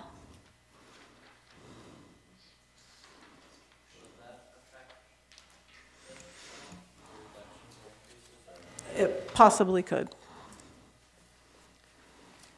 All right.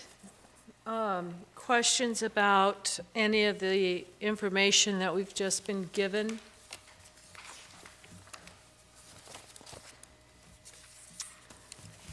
Jeremy? Just to refresh my memory, the cost of the athletic uniforms is because the participation fee was waived? Is that what that is? No, that's a result of, there was a meeting, Awesome Bear called a meeting earlier this year, and they were talking about, there were probably about 20 parents there, and they were just talking about fundraising and how they were so tired of fundraising, and was there anything the district could do. So we talked about the possibility of the district, since the district is sponsoring the teams, wouldn't it be a good thing to do if the district bought the uniforms at least? So we talked to Al, and he did do a cost out of doing the buying one team a year of new uniforms. So that's reflected in that. I think it's 6,000. Was it 6,000? 10,000. 10,600. Yep. So. David. After that, on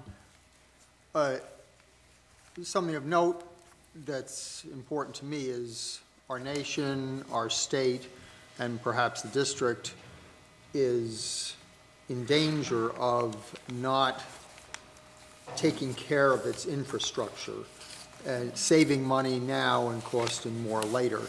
And so although what we're going to hear from the estimators and so forth tomorrow or sometime soon may change the perspective on that, by far the largest budget reduction is maintenance contracts and projects. And that's sometimes less visible than some of the other things that would happen, but that can be a hugely damaging thing to our school environment as a whole. One of the things that we've been able to do this year, because we were so frugal with our budget, is, and because we had some staffing changes, some staff left, and we replaced them with people that were new teachers that we didn't have to pay as much. We did fill some positions. There's 2 positions at Manchester that weren't filled because we couldn't find a qualified person. But there was some money. So for example, the univentilator systems, there were 2 of them for the high school that were in next year's budget, and we were able to purchase them this year. So we have tried to do some of that. So some of those things that were in there, we've been able to buy for this year. So that's reflected in that amount. Other questions?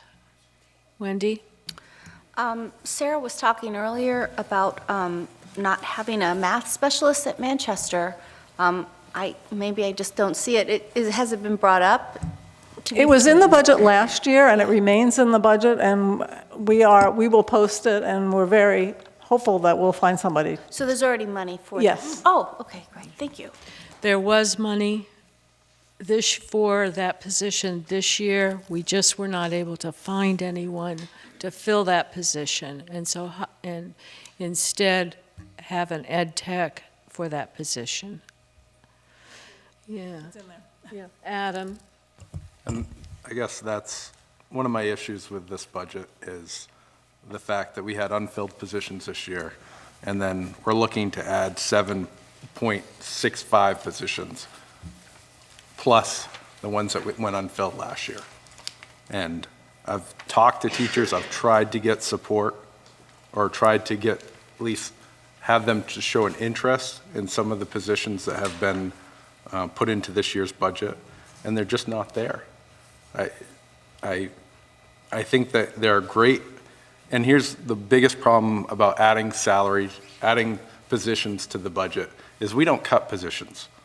I mean, I can't remember the last time that this board cut anybody. We don't fire people. We don't eliminate positions. I mean, I don't know, when was the last position we eliminated in this district? I don't believe since I've been there, but I look at it as a good thing. It is a good thing, but it's also, I think that the more positions that we add, we decrease our ability to give the staff that we have the technology, the tools to do their job better. I think by just adding more bodies into the district at 7 and 7.65 positions, I don't think we're doing the district any favors. So that's my, looking at this budget, I would go to add the ones that we have to add, the special education ones. And I think there's a strong case to be made for another elementary school principal. But some of the other positions, I'm just not sure are needed. Would you? Yes. One of the positions in here is the high school social studies teacher, and I know Dwayne's talked to that, and that the board did increase the graduation requirements for social studies, and we need that teacher to be able to fulfill those requirements, so. But the study hall teacher and the integration list, those are staff positions we're going to add, and then we're never going to take more. It's just going to be another salary and benefit into here instead of giving our teachers the tools to do their job. Is that something that you would like to make a motion for? When we get down to actually passing the budget. Well, tonight, deliberations, follow-up, and decision-making. So part of the decision-making has to do with, do we want to cut positions? Sean? I'm in some agreement with what Adam is saying, and, I mean, the budget as stands, I don't know if it would pass or not if this board voted it out in the communities. I mean, it's a pretty significant increase. But I guess the question I have is, and I don't know if we can get an answer, but I look at this list of things we've cut, and I see books, classroom supplies, I mean, furniture, yeah, those type of things. But I guess my thing is about books. I mean, that's a lot of money for books. And our students using outdated books, are we doing our outdated technology versus hiring someone to monitor study halls. I mean, how do we weigh that? I mean, if students have outdated books and technology versus someone to monitor study halls, to me, it would make sense to make sure our students have updated books. Jeremy? Can Jeremy I and just the... ask real quick, because you Okay. might be able to answer this. Yep, Dwayne. Is part of that reduction in the books cost a reflection of the fact that people don't buy as many books anymore, and that the technology that we're using in terms of tablets and such is maybe the direction education is heading? I honestly don't know. I mean, maybe we're just not doing hard copies as much anymore, and maybe that's the justification for cutting that. I think definitely there's a general move away from that. And I know also, as Dr. Wolfram spoke earlier, we at the high school were going to purchase some of those books this year that we had put in for next year. So that's why some of them are out of there. As to the study hall monitor, the study hall ed tech, what it does for us is it frees up teachers to do intervention. And it's a cheaper way for us to provide intervention, or a less expensive way.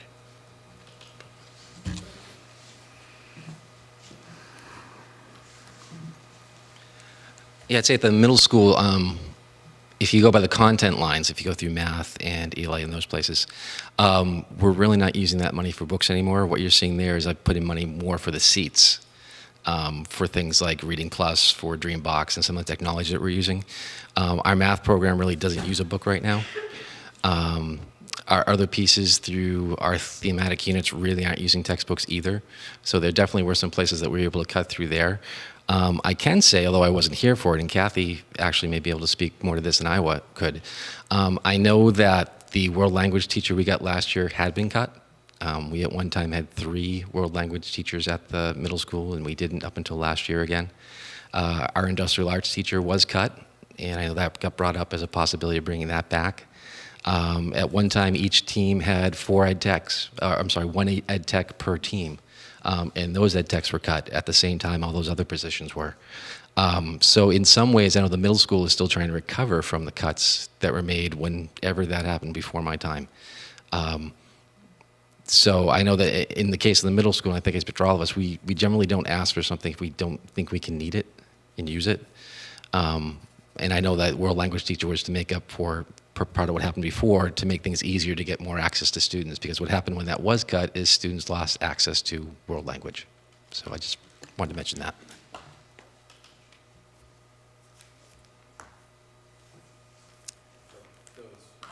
The integration took over. You guys didn't have the integration list that you guys, the math and the reading. Oh, the So, intervention. No. The interventionist, sorry. Yeah. So that's where those positions are, right? Or were they just? Well, I can speak to that. That was before my time too, so Kathy, You maybe go you have right the ahead. history. So one other position that was cut was the assistant principal. There used to be a principal and an assistant principal at the middle school, and the assistant principal position was cut. And one math interventionist was hired in amongst all of what Rick just said. So it was just one. And a reading, right? There would be a reading one too, right? We had a literacy specialist at the time, so there's been a literacy specialist for probably, I'd say, close to 20 years. So, yeah. Right. The math interventionist was added last year. Not at the middle school. Oh, no, the middle school's had a math interventionist when I was there. Right. You had a math And ed ed tech. tech was added last year. What do you have now? Ed tech or? We've got an RTI math teacher. We've got a math RTI tech. And one literacy RTI. Right. Other considerations at the board level? Are there any citizens who would like to speak towards the budget?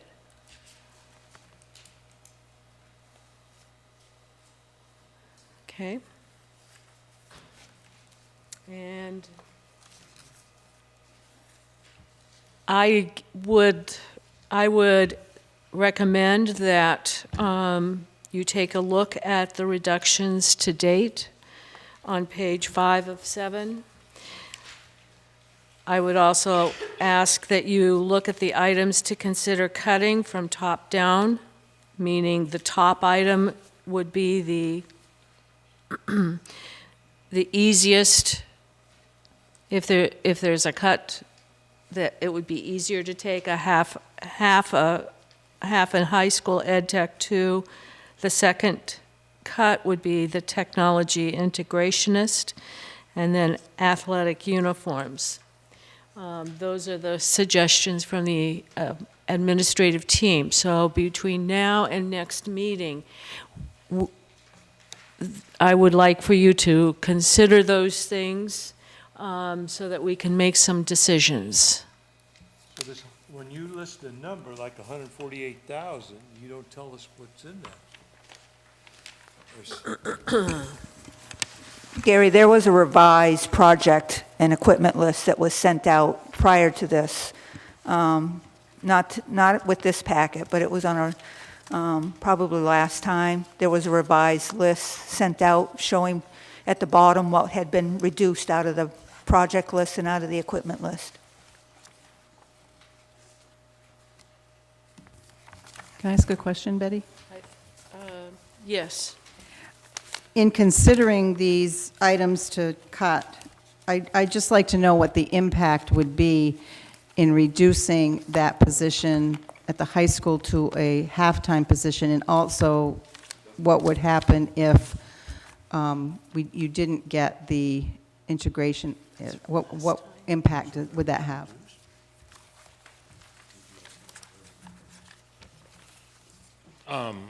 You know, I think one way or another, we're going to move forward. As a school, would love to have that as a full-time position because it does free up teachers. It frees up English and math teachers to help provide intervention to our students. And you saw the NWEA data tonight. It's, you know, pretty good data, and we want to keep that trend going. With a half-time position, it would still be a great add for us. But you know, I'd love to have that full-time position, and it is a less expensive way to provide intervention. So would you still be able to free up math and English teachers, do you think? And probably not to the same extent, but would it? Free up half the amount, yeah. Yeah. And just to get the terminology right, we're not cutting anything. These are wish list things that we're determining whether they're okay to go. So I did survey the staff to see if there was support for this position, adding this position, and there was. At our visioning meeting this past weekend, we talked a lot about technology, and part of it was the effective use of technology. And we need to support our teachers so that we keep giving them technology, but we're not supporting the effective use of technology. We need to do more for digital citizenship. We need to be doing more for helping kids manage the technology that they're given. That would provide, this position would provide more time for the middle school so that we can really hit those kids that have more free, unstructured time with technology and help them make better choices. And really support the teachers at the elementary schools who have a half a day a week of any kind of technology support for the effective use of using it with their classrooms. So that's what I'm advocating for. Thank you. Thanks. Any other questions? David? Basically just in support of what was just said.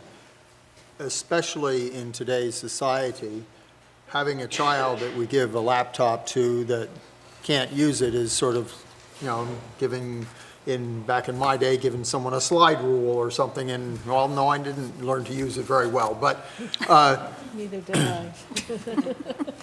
if we don't teach our children to use it, or we could take a possibly better example, if you give a workman a reciprocal saw, but don't teach them what it can and can't do, and what is safe to do and what is not safe to do, you're endangering that person. Now, not teaching the children and the teachers how to use their technology properly and safely is dangerous in different ways, but very important in today's world. It's like when the question of not having foreign language, or our country as a whole is way behind in that. Every other country in the world can speak our language, but we're lost in their countries. And for our young people to be business people, to be workers in this world today, they need to be able to interact in a strong manner with other countries. And same thing with technology. Enough of my ranting, sorry. Alex? To echo what David has to say, I guess the question we're asking is, are our teachers technologically literate? Are our students technologically literate? And especially when it came from the strategic meeting we had this past week, we heard a lot about how technology is becoming more and more integrated in our society. And I don't think we want our students to be behind this technological change. And I think we want our teachers and students to be top-notch and aware of all the different possibilities. So can we make a motion, or I make a motion, to move technological integrationists from items to consider cutting to priorities to keep? Second. Okay. Discussion on that motion?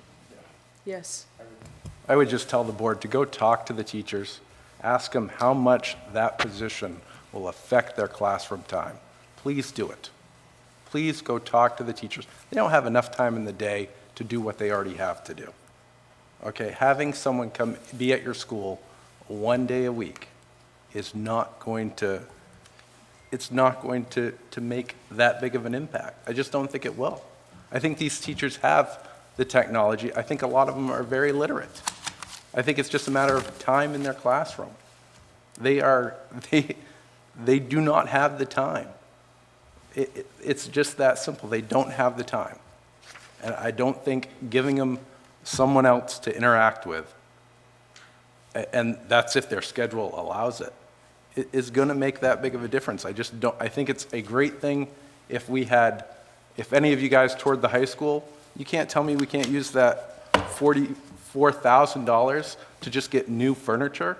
Wouldn't that be a better use of the money? I don't understand the need to add another salary, another position, another benefits package, another salary, and we don't cut people. We haven't talked about anyone we hired last year. We haven't talked about anyone we hired the year before. We don't go back and look at the people that we hired and the positions that they have. This is all a budget that has been added to. It's an increase in the budget. This is a wish list. We just can't take on everything. And I think in big picture, it's a great idea. But I think there are definitely other needs, especially with just furniture throughout the schools, that could be better used than having an integrationalist for technology. That I've been in the classrooms, I've seen what the kids are already doing. What more do you want them to do? Other discussion? Caleb? A technology integrationist does not depreciate, but furniture does. So they're more important in my mind than furniture will, because you're going to have to replace the furniture every few years versus this person. Technology gets outdated just like that every second. And if you have somebody that can keep up on that and help everybody, it keeps us ahead of the loop. Like, you can get behind overnight. And if these kids or teachers don't have a person to support them with this in particular, what's going to happen? I mean, the way of the world, like jobs are changing, almost everything involves electronics, a computer of any sort. I mean, you look around, there's a computer in almost everything in this room. There's one in here. I mean, it's, We already have this position. You guys understand that. We already have this position. This is adding to their hours. We already have this position. This position is already in the budget. We have a person in this district that has that job title already. You're just adding, you're just creating more hours for them. I'm telling you the teachers don't need it. This position already exists. That's it. This position exists K to 8. It does not exist K to 5.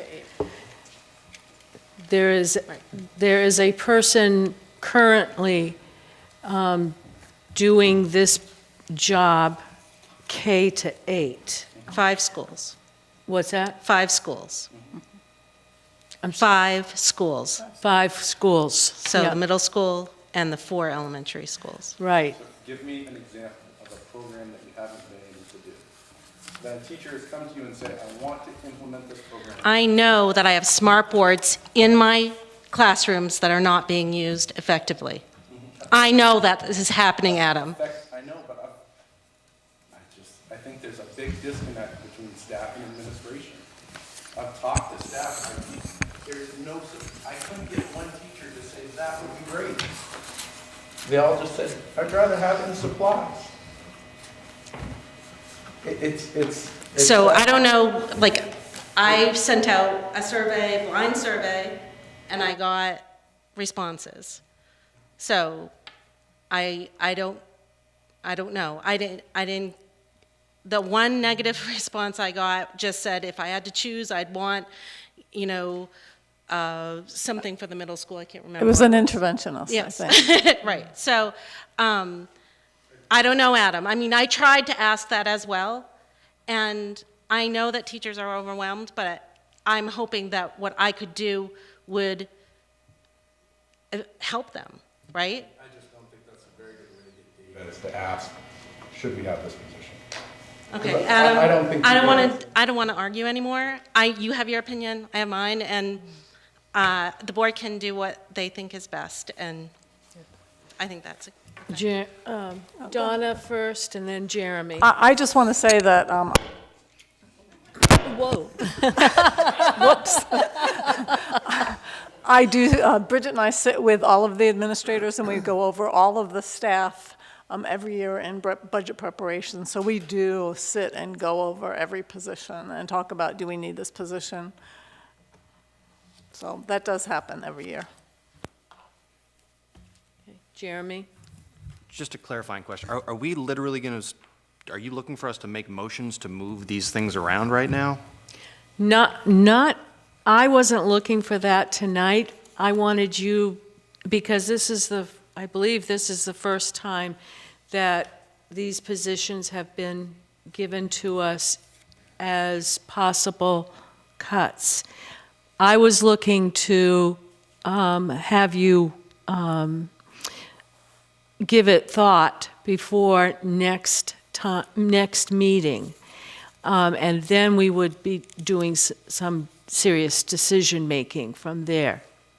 However, there is a motion on the floor to make sure to move that interventionist from an area to cut to an area to keep.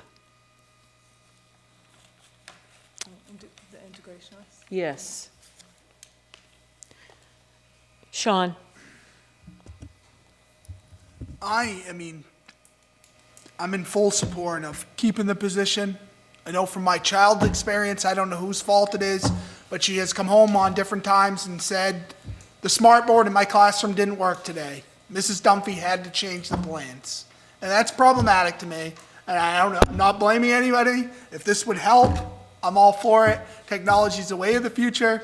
My kids use technology daily at home, at school. My son has programs, so it's taught from his kindergarten teacher. Mrs. Rooney recommended he have a program where he has a pen where he writes on a screen, and it has helped him tremendously. And daughter's in second grade, very engaged in school, and I know that has happened from time to time, and I'm all for this position. Any other discussion? The motion on the floor is to move the interventionist position from an area to reduce. Integrationist. Integrationist. Thank you. Integrationist, technology integrationist from the area, an area to cut to an area not to cut. In other words, we do not want that position to be cut. Does everyone know what they're voting for? All those in favor of the motion? Opposed? Okay. So I have Okay. a question. Yes. So on the green sheet, we have been going along with 500,000 left over at the end of the year, and we're now adding to add 100,000, and I don't understand why we need 100,000. You were out of the room, Gary, when we talked about it, but God bless me. Bridget just re-examined our budget and feels very comfortable with having $600,000 as the carry forward. We saved some money in positions. There were a couple positions that we didn't fill. We also had some staff who retired or left that were on the high end of the pay scale, and we replaced them with staff that were on the lower end of the pay scale, so there were some funds left over. So why can't we get by with 500,000? That's what I'm asking. no, this is the carry forward. This is the money we have left that we're putting towards Right, I next. understand that. So let's get that back down to 500 in that. No, it's a good thing that it's 600,000. I don't believe that. Gary, that reduces the local dollars that we need to raise. The more we can carry forward, the less we have to raise locally for the next year. Go on the next page, and you'll see that the local dollar requirement has gone down percentage-wise in each of the towns because of that. It's a good thing. I would request that the administrators continue to look at the budget and see if there are areas that can be cut that will not hurt the instruction of our students.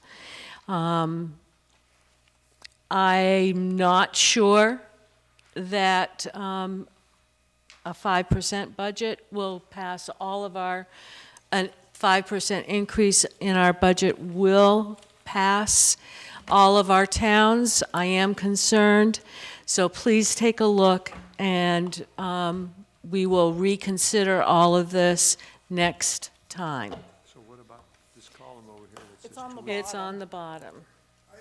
Yes. So for each individual town increase, we're looking at the ones that are in bold.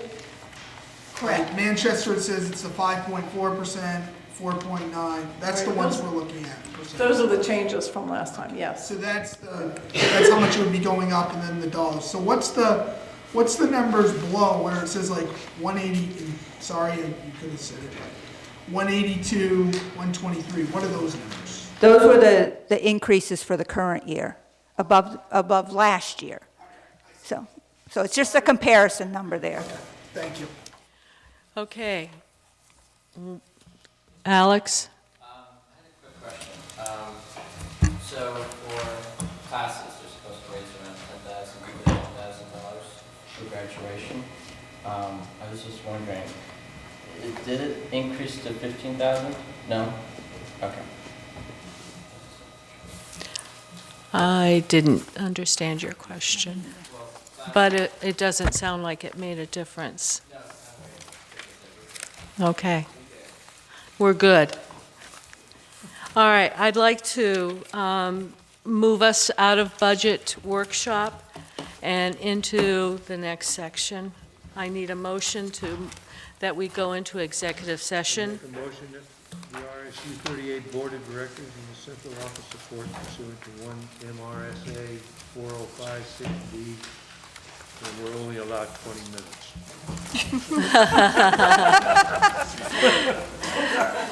We I will think we go can into. stay right here, I think. Okay. If that's okay. everybody else leaves. That would be Everybody else great. will need to leave. Yep. And the central office staff would like to stay. Yes. Oh, who seconded it? Oh. Who seconded the motion? Okay, Kathy did.